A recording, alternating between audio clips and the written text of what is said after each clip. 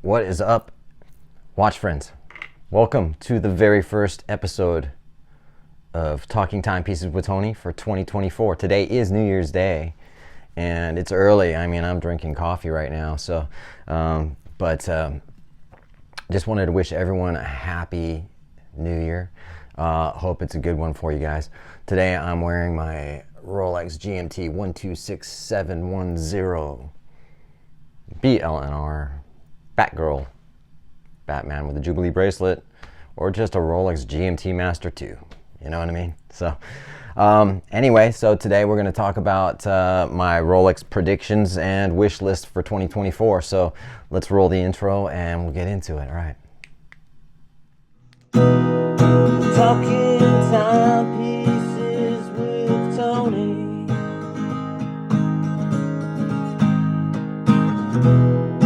Talking timepieces with Tony.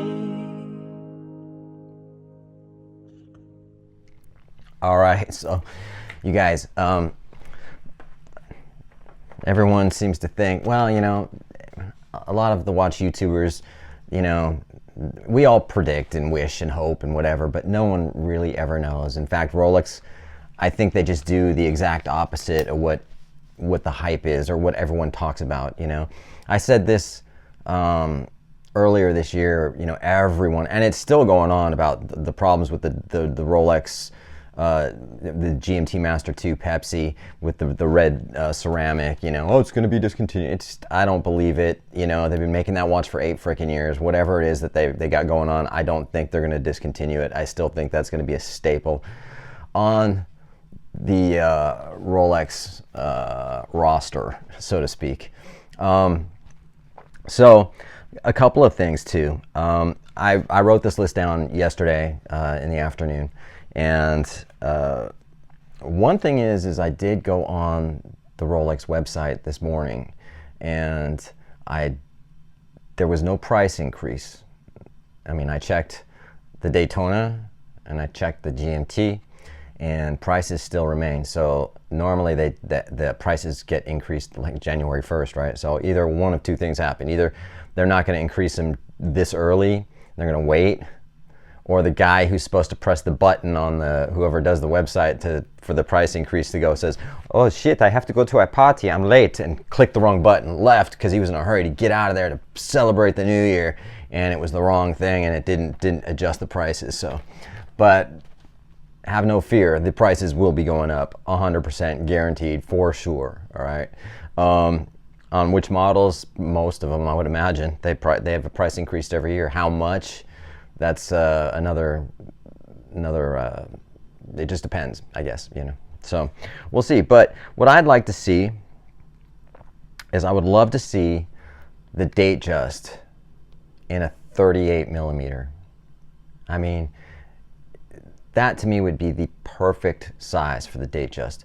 I think when you get to the 36 millimeters, you know, it's a little small for some people. I still think it's the classic perfect size, but you know, you got 36 and then you got 41.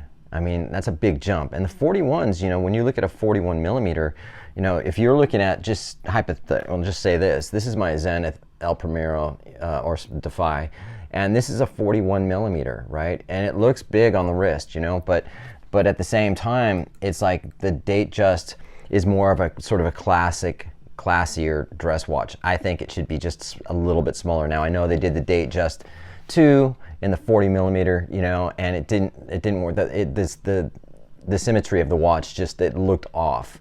But if they can make the day date in a 40 millimeter like they do, you know, and that watch looks beautiful and perfect as is, and obviously it's an oyster case. It's obviously same freaking watch really much as a Datejust, apart from the day aperture. I think they could do it. So if they even dropped it down to a 40 millimeter and just sort of redesigned it to where it sort of works a little better, or I would say 38 millimeter would be the perfect size. That would be freaking awesome. Another one I think that would be cool would be a solid gold Datejust. Now they do have them in the 31 millimeter, but they don't have them in the 36 or the 41. So if they came out with a solid gold Datejust in a 38 millimeter, or if they're going to stick with the 41s, which I'm sure they are, then that would be cool. Also, different dial variations. For instance, the ice blue dial, and I said this last year on my prediction or whatever, the ice blue dial on the platinum day date, take that dial, add stick baton markers, whatever, and then put that on the OP or on the stainless Datejust. I think that would be sick too. So as far as the Oyster Perpetual, I want to say that they're gonna discontinue the celebration dial. You know, they celebrated those those colors, and I think at this point now that it's, even though it's a new reference, a new model, I think for it was new for this year and they're only just coming out, I still think they may discontinue that. So we'll see. I also think that the day date, you know, the turquoise and the tiger eye, those 70s retro looking day dates kind of look stupid. I think they should discontinue those too. But now here's the weird thing, okay? So I also said that they're gonna probably discontinue the day date puzzle dials with the emoji and all that stuff, right? And then it just so happens that this morning or earlier when I went on the website, I was just going through their watches and saw that the day date puzzle dials weren't even on there. So were they on there in the first place? Because when they came out, I never really checked them on the website. So I never saw them on the website because I never looked for them, you know what I mean? I just knew that that watch came out, just like probably everyone else, but never really looked. So just like the Rainbow Daytona, it's not on their website, right? It's they've got, you know, specialty watches that just aren't on their website. So I don't know if the puzzle dial were ever on the website or not, but they're not there now. So if that's the case, then I don't know. Maybe they just didn't correct the prices. Who knows, man? It's Rolex, dude. The great freaking mystery of the watch world, right? As far as, just give me a second here. All right, so excuse me. As far as the Explorer 36, I said this one last year as well. Said they were going to discontinue the two-tone. Maybe it's time they discontinue the two-tone. Black dial two-tone. Is that popular even? I mean, I don't know. Maybe there's enough of a market for them and they don't make enough of them to where it matters and they'll just continue it. Or maybe they'll discontinue it. I don't know. As far as the 1908 line, that's a sick watch, man. I put that up there with the Patek Philippe Calatrava line of watches as far as what they're doing. I've got a feeling they're going to be doing something a little bit more complicated with that line. I think they're going to probably either do a perpetual calendar on that. Keep in mind, there's the Sky Dweller, which is the annual calendar, right? So, you don't have to adjust it for a full year. A perpetual calendar goes for however many 100 years or whatever before you have to adjust it again. That's where you would need a watch winder.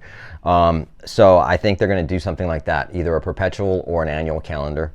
And then I think it'd be cool if they added a tourbillon to the 1908 series. That would be just freaking sick. I mean, not something I'd be able to get, but at the same time, I think that would be beautiful. Now, talk about titanium, you know. Again, the Yachtmaster is, well, granted, they came out with that big monster, you know, 60 freaking millimeter, whatever the hell that was. You know, you could serve an entire dinner entree on the dial of that watch, or at least the circumference of the watch. I don't care about that watch. I don't know what they're going to do with it, and I don't care. But as far as the titanium, like Yachtmaster, are they going to experiment more with titanium? Maybe come out with a titanium Submariner? Easily done, because they did it with the Yachtmaster, right? What about a titanium GMT Master with a Jubilee bracelet? So a titanium Jubilee bracelet. I don't know. That could be something, right?